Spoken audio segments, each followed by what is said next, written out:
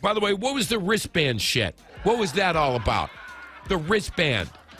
The wristband. We didn't have the right wristband. What do you? They can't even make a wristband. So apparently they had one wristband and then they made alterations, like they changed up a couple things and he didn't get the updated one or something like that. How does that happen, bro, on a professional football team at that level? It's okay that Shedeur played bad. The problem is everybody put these unrealistic expectations on him, and then when he plays bad, now y'all are giving all the people who are looking for him to fail a foothold.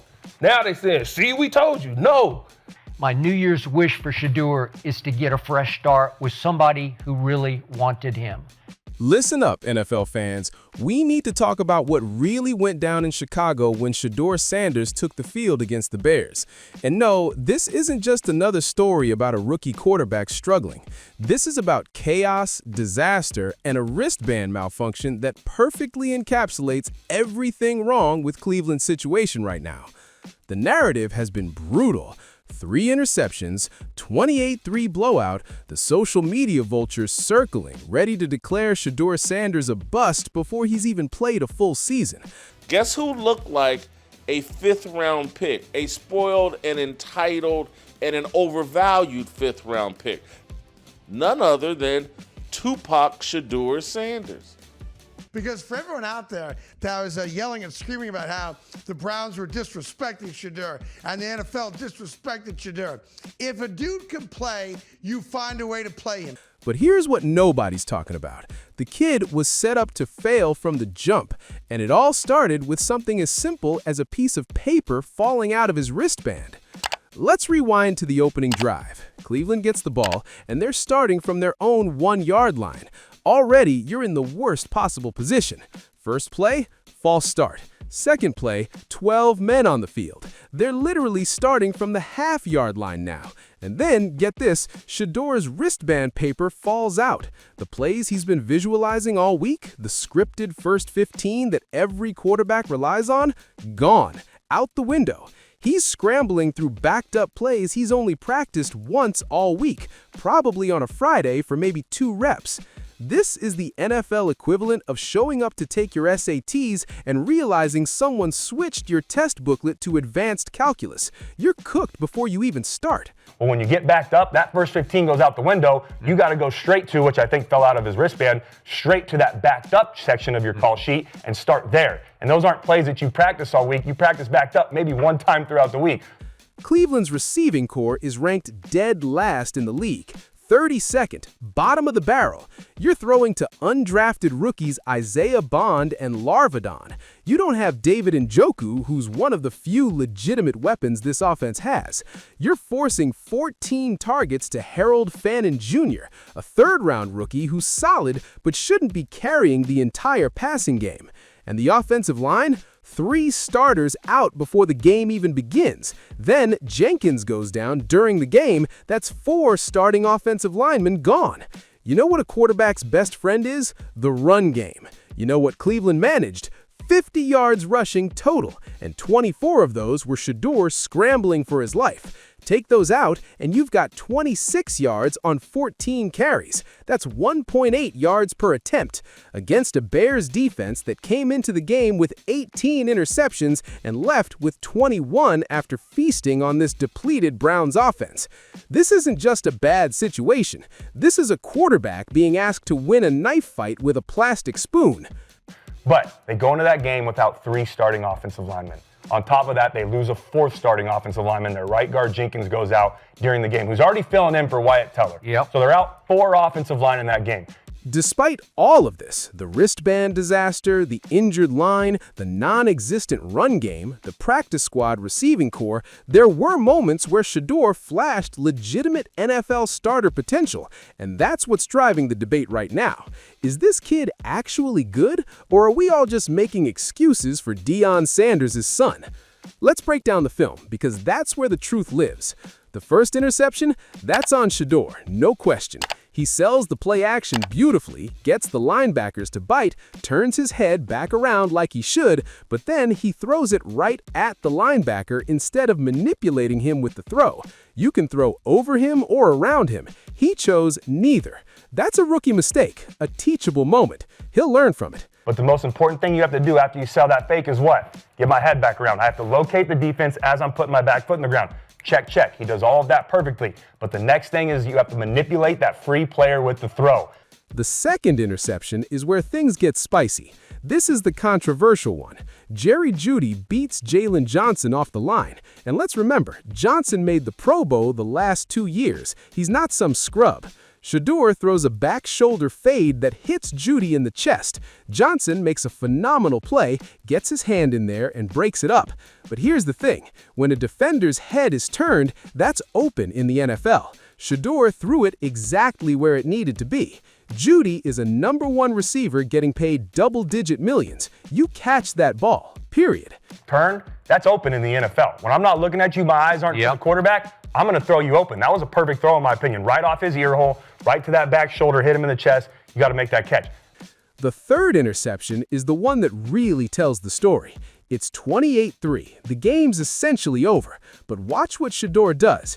He identifies C.J. Gardner-Johnson at the snap, sees him bail out and run away from the flat. The correct read is to take the profit, throw to the tight end Bates in the flat for 5 to 10 yards, and move on. Instead, Shedeur tries to force the corner route, and Gardner-Johnson makes an absolute superhuman play to come back and pick it off. As soon as you see Gardner-Johnson bail out and run away, just take a profit. Take Bates in the flat, move on. Instead of a 20-yard gain, it's 5 or 10 yards. That's fine, but we're going to go back and we'll dial something up later on. What was the score? Here's the uncomfortable truth that nobody wants to admit. Shedeur Sanders showed legitimate franchise quarterback traits in this game.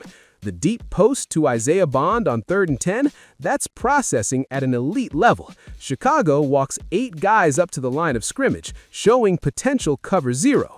Instead, they drop into cover 2 man with an inverted look. Shedeur recognizes T.J. Edwards, a linebacker, covering Bond in the slot. That's a mismatch. He processes it in under 3 seconds. 1, 2, 3, hitch, foot in the ground, ball out. If he throws that a half second later, it gets picked off by the safety. But he didn't. He put it on the money. What Shedeur recognizes is T.J. Edwards. That's a mismatch, as well as it being a too high shell. I'm going to work the middle of the field. You remember how Coach Gruden was saying, right now, bang? That's that play. He went 1, 2, 3, hitch. I process. I know where it's at. Foot in the ground, ball. If he throws that a half second later, then that's going to get intercepted or knocked down by Byard. Then there's the other throw to Bond on the deep post. Cover 0 blitz, both linebackers coming, bringing 6 rushers against 5 blockers. But they're bringing pressure from depth, so Shedeur knows he can let that route develop. Jalen Johnson is on the outside with outside leverage. That's a dot waiting to happen. And Shedeur delivers, drops it in the bucket while taking a hit to the chest. That's not a 5th-round quarterback throw. That's a 1st-round talent making plays under pressure. So what's the real story here? The real story is that Shedeur Sanders is stuck in football purgatory. He's showing flashes of brilliance, the deep ball accuracy, the pre-snap processing, the ability to manipulate defenses with his eyes. But he's doing it with a wristband that literally fell apart under pressure, an offensive line held together with duct tape and prayers, and receivers who would struggle to start on half the teams in the league. The grading debate is fascinating. Give him an F because of the stat line? That's what the box score warriors are screaming. But if you actually watch the tape, if you understand the context, how can you fail a 5th-round rookie in his 4th career start when everything around him is actively on fire? The context matters here. Chicago's defense came into this game as one of the most opportunistic units in football. They had 18 interceptions before kickoff. They blitzed more than almost any defense in the league. And when they saw a rookie quarterback behind a decimated offensive line, they turned up the pressure even more. This wasn't a fair fight. This was target practice. He's a 5th-round pick. He's a rookie. Stamp it. He's a quarterback. Stamp it. If his name was not Shedeur Sanders, all of our grading skills would be different. So I graded him based off the play. Here's the uncomfortable truth that nobody wants to admit. Shedeur Sanders is suffering from the same disease that's plagued Cleveland quarterbacks for decades. It's not a talent problem. It's a system problem. It's an organizational problem. It's a we've had 40-something quarterbacks since 1999 and not one of them has worked out. Baker Mayfield wins Cleveland's first playoff game in 26 years. What do? Eventually ship him to Carolina after he plays through a shoulder injury. Sam Darnold looks terrible in New York, gets written off as a bust, then goes to Minnesota with actual talent around him and has success. The situation matters. The supporting cast matters. And right now, Cleveland is providing neither. The wristband incident is almost poetic in how perfectly it symbolizes this entire mess. You've got a talented young quarterback trying to execute a game plan, and the literal piece of paper with the plays on it falls out. It's chaos. It's disorganization. It's the Cleveland Browns experience. But here's what's remarkable. Shedeur didn't make excuses. He took responsibility. He looked at the film, acknowledged the mistakes, and moved forward. That's the mentality you want from your franchise quarterback. That's leadership in year one. Were there some negative things that happened for Shedeur in this game? Absolutely. I'm not going to run from that. I'm not going to sugarcoat it. He'll tell you the same thing. He'll look you in the face and say, I didn't play good enough. The question now isn't whether Shedeur can play. The tape shows he can. The question is whether Cleveland will give him the tools to succeed. Will they fix the offensive line? Will they get him legitimate weapons? Will they establish a run game that ranks near the bottom of the league? Or will they do what they've done for a quarter century, cycle through another quarterback and wonder why nothing ever changes? There's also the debate about whether Shedeur should even stay in Cleveland. Some analysts are already calling for him to find a fresh start elsewhere. Miami, Las Vegas, Arizona, anywhere but Cleveland. Because the history is damning. The organization has chewed up and spit out more quarterbacks than any franchise in modern NFL history. But there's another perspective. Stay and change the culture. Jackson State was tough. Colorado was tough. Both times, Shedeur walked into difficult situations and transformed them. Why can't he do it in Cleveland? Why run from the challenge? Here's what we know for certain. Shedeur Sanders made throws in Chicago that most quarterbacks in this league can't make. He processed defenses quickly that belie his fifth-round status. He stood in the pocket and took hits to deliver strikes downfield.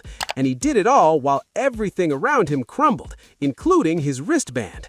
The Browns ran for 26 yards when you take out Shedeur's scrambles. 26 yards on 14 carries. That's a joke. That's not an NFL run game. That's a high school JV team struggling against varsity competition. And you're asking a rookie quarterback to overcome that against one of the most aggressive defenses in football? The run game. The Browns ran the ball for 50 yards yesterday, and 24 of those, Skip, were Shedeur's 2 scrambles. So let's take that out of that. They had 26 rushing yards on 14 carries as an offense. That's 1.8 yards per attempt. The reality is, Shedeur Sanders showed enough in Chicago to prove he belongs. Not that he's a finished product, not that he's ready to carry a franchise on his back right now, but that he has the tools, the processing ability, and the arm talent to develop into a legitimate NFL starter. Shedeur Sanders deserves better than this. He deserves an offensive line that can actually block. He deserves receivers who can win one-on-one matchups. He deserves a run game that forces defenses to respect something other than the pass. And he deserves a wristband that literally falls apart under pressure. The kid showed up in Chicago and battled. He made mistakes, rookie mistakes, that he'll learn from, but he also made throws that demonstrated why scouts were intrigued by him in the first place. He processed defenses quickly. He stood tall in the pocket despite constant pressure, and he never stopped competing, even when the score became a blowout. That's not a bust. That's not a failure. That's a rookie quarterback learning on the fly in one of the worst possible situations in football. Give him time. Give him support. Give him a wristband that works. And then let's see what he can really do. Because right now, we're not evaluating Shedeur Sanders fairly. We're evaluating Shedeur Sanders trying to operate with one hand tied behind his back, no weapons, no protection, and apparently no functioning wristband. Welcome to Cleveland, kid, where even your equipment is working against you. The question is whether the organization will finally break the cycle and build around a talented young quarterback, or whether they'll let another promising arm slip through their fingers because they couldn't get the basics right.